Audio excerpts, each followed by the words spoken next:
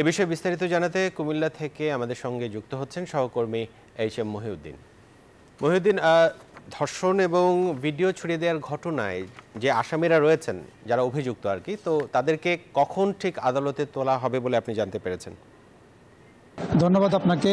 আপনি যেমনটি বলছিলেন, কুমিল্লা মুরাদনগর উপজেলায় যে প্রবাসীর স্ত্রী নির্যাতিত যে নারীকে ধর্ষণ করা হয়েছে, সে ধর্ষণের ঘটনাস্থলে কিন্তু স্থানীয়রা বিষয়টি নজরে আসার পরেই কিন্তু সেই ধর্ষণকারী পালিয়ে যায়।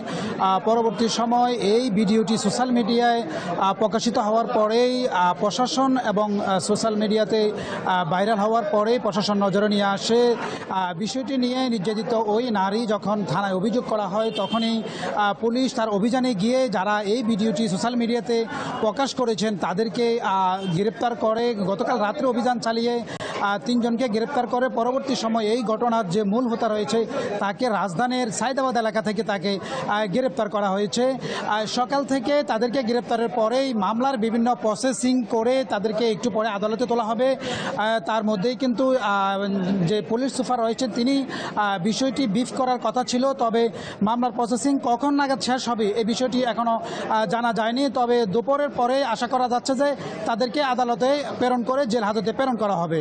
তো এই ছিল কুমিল্লা থেকে আমার কাছে সর্বশেষ। চলে যাচ্ছে স্টুডিওতে আদনান। জি মহিউদ্দিন, আপনাকে ধন্যবাদ।